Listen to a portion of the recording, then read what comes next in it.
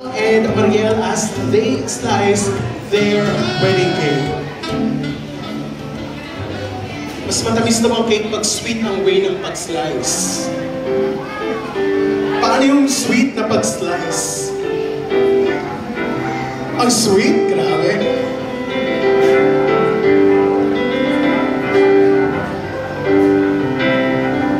Yung pag-slice, yung tikim lang ha.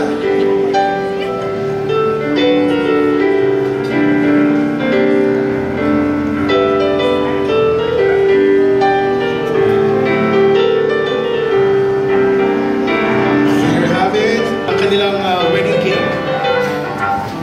Alright, so let's start with the bride muna. Ayan, sa kanyang room. Sige, Maria.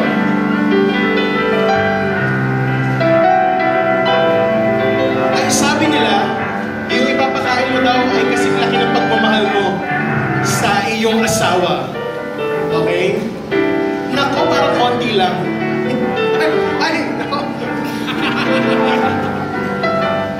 And this time, it's the turn of Sir Paulo.